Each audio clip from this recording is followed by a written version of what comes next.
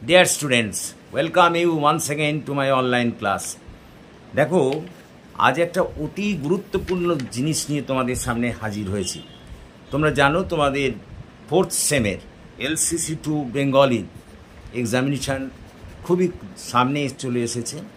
আজকে আমরা এই LCC2 বেঙ্গলির একটা লাস্ট মিনিট সাজেশন, মানে যেখান থেকে তুমি অবশ্যই কমন পাবে এমন একটা সাজেশন নিয়ে চলে এসেছি। তোমরা যদি এই প্রশ্নগুলো করে যাও তাহলে নিশ্চিন্তে থাকতে পারো যে এখান থেকে অবশ্যই কমন আসবে। আমি যে সমস্ত প্রশ্নগুলো দিয়েছি অনেক ভাবনা চিন্তা করে, মানে যেগুলো তোমাদের আসতে পারে সেগুলোই কিন্তু এর মধ্যে আমরা অন্তর্ভুক্ত করেছি। সেই কারণে এই প্রশ্নগুলোকে দেখে গেলেই কিন্তু তোমাদের সমস্যার সমাধান হয়ে যাবে, তোমরা প্রয়োজনীয় প্রশ্ন কমন পেয়ে যাবে। তো দেখো, আর বেশি দেরি না করে আমি পুরোপুরি সাজেশানে ঢুকে পড়ি। দেখো, আমি খুব ধীরে ধীরে বলবো, তোমরা এগুলোকে লিখে নাও। ক্লিয়ার? দেখো, 1 নম্বর প্রশ্ন, তদ্ভব শব্দ বলতে কি বোঝো? তদ্ভব শব্দ বলতে কি বোঝো? তদ্ভব শব্দকে কটি শ্রেণীতে ভাগ করা হয়েছে? বাংলা ভাষায় যেসব তদ্ভব শব্দ ব্যবহৃত হয় তার কিছু উদাহরণ দাও। পরেরটা,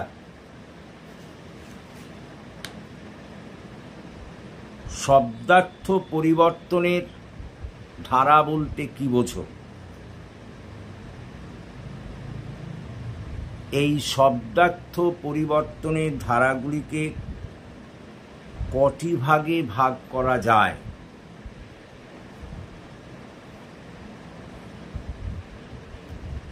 যে কোনো দুটি শব্দার্থ পরিবর্তনের ধারা উদাহরণ সহ আলোচনা করো। যে কোনো দুটি শব্দার্থ পরিবর্তনের ধারা উদাহরণ সহ আলোচনা করো। পরেরটা, ট্র্যাজেডি বলতে কি বোঝো? ট্র্যাজেডির মুখ্য বৈশিষ্ট্যগুলি আলোচনা করো।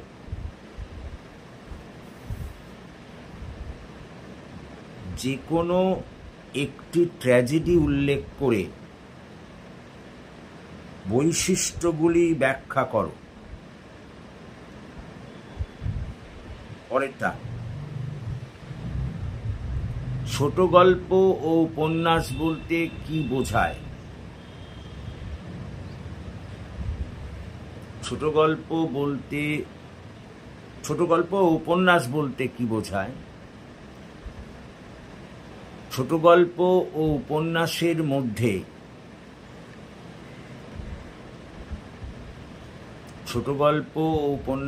মধ্যে সাদৃশ্য ও বৈসাদৃশ্য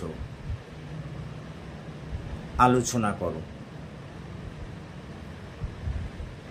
পরেরটা, মেঘনাদ বধ মহাকাব্যে প্রথম সর্গে বর্ণিত চিত্রাঙ্গদার চরিত্রটি সবিস্তারে আলোচনা করো। আবার বলি, মেঘনাদ বধ কাব্যের প্রথম সর্গে বর্ণিত চিত্রাঙ্গদার চরিত্রটি সবিস্তারে আলোচনা করো। পরেরটা, মেঘনাদ বধ কাব্যের প্রথম সর্গে বর্ণিত রাবণের রাজসভার বিবরণ দাও।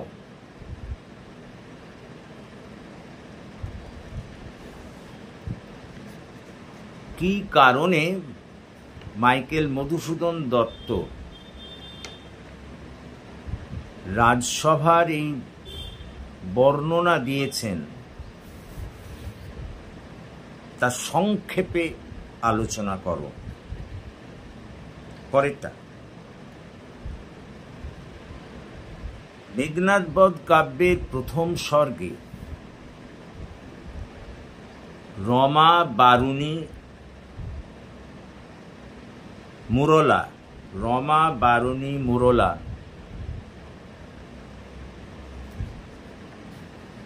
যে উপাখ্যানটি, মুরলার যে উপাখ্যানটি বর্ণিত হয়েছে তা আলোচনা করো এবং কেন এই উপাখ্যানটি তিনি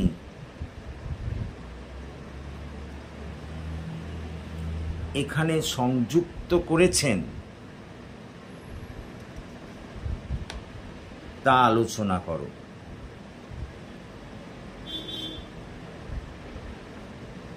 পরেরটা, সামাজিক ও ঐতিহাসিক উপন্যাসের বৈশিষ্ট্যগুলি আলোচনা করো।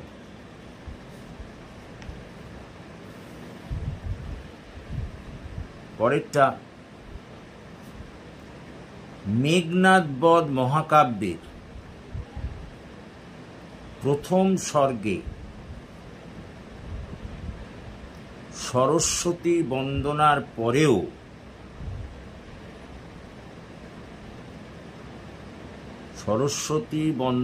পরেও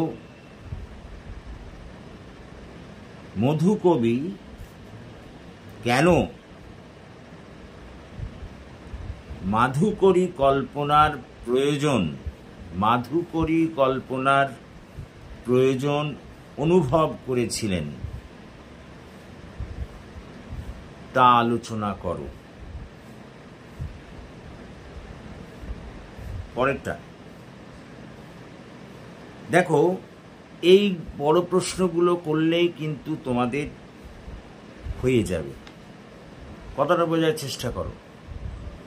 তবে এর সঙ্গে আরেকটা বড় প্রশ্ন তোমরা করে নিতে পারো, সেটা হলো ব্যক্তিগত প্রবন্ধ বা ব্যক্তিনিষ্ঠ প্রবন্ধ এবং বস্তুনিষ্ঠ প্রবন্ধের মধ্যে একটা তুলনামূলক আলোচনা করো। ব্যক্তিনিষ্ঠ ও বস্তুনিষ্ঠ প্রবন্ধের মধ্যে একটা তুলনামূলক আলোচনা করো।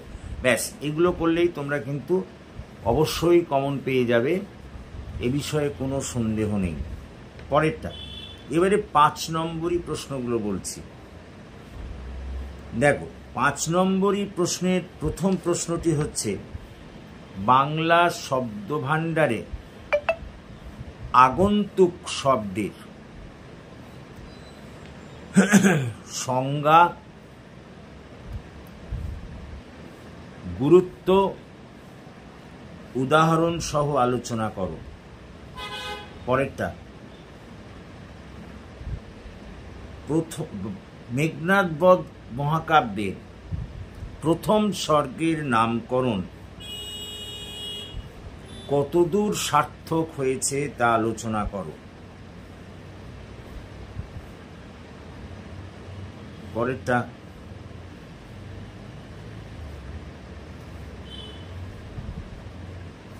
ব্যক্তিগত প্রবন্ধ এবং বস্তুনিষ্ঠ প্রবন্ধের বৈশিষ্ট্যগুলি আলোচনা করো।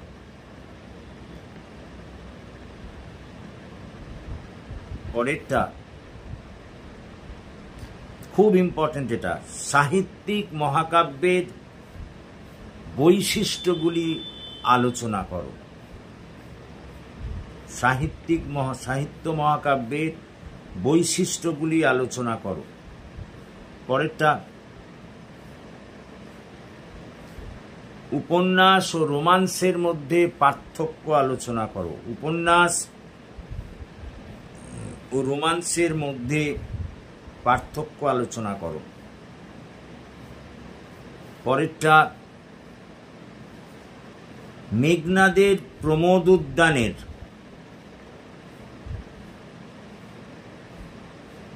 সংক্ষিপ্ত বর্ণনা করো।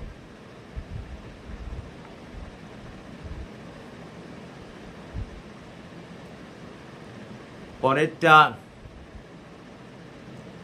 কমেডি নাটকের বৈশিষ্ট্যগুলি আলোচনা করো, উদাহরণ সহ।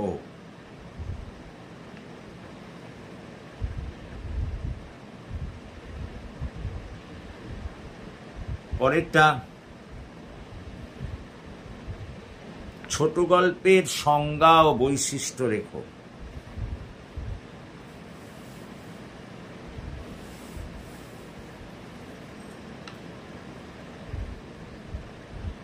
সামাজিক উপন্যাসের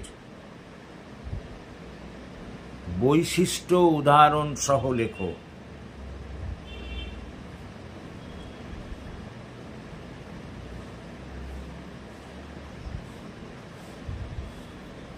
মেঘনাদের চরিত্রের সংক্ষিপ্ত পরিচয় দাও। ব্যাস, এইগুলো করলেই হয়ে যাবে, এর মধ্যে আর কিচ্ছু করতে লাগবে না। পরেরটা, মানে তোমাদের ওই সংজ্ঞা উদাহরণ দিয়ে যেটা আসে, লেখো লোকনিরুক্তি কাকে বলে, উদাহরণ সহ ব্যাখ্যা করো। 1 নম্বরটা, লোকনিরুক্তি কাকে বলে, উদাহরণ সহ ব্যাখ্যা করো। পরেরটা, অপিনিহিতি কাকে বলে, উদাহরণ সহ ব্যাখ্যা করো। অপিনিহিতি কাকে বলে, উদাহরণ সহ ব্যাখ্যা করো। শব্দের অর্থ প্রসার বা বিস্তৃতি, উদাহরণ সহ ব্যাখ্যা করো। পরেরটা, শব্দের অর্থ সংকোচন, উদাহরণ সহ আলোচনা করো। পরেরটা, জোর কলম শব্দ কাকে বলে, উদাহরণ সহ আলোচনা করো। স্বরভক্তি বা বিপ্রকর্ষ কাকে বলে, উদাহরণ সহ আলোচনা করো। স্বরসঙ্গতি কাকে বলে, উদাহরণ সহ আলোচনা করো।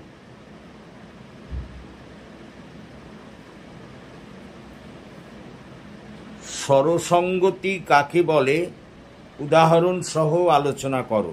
লিখলাম, মনে করে দেখো। স্বরভক্তি বা বিপ্রকর্ষ কাকে বলে, উদাহরণ সহ আলোচনা করো। বিপর্যাস বলতে কি বোঝো, উদাহরণ সহ আলোচনা করো।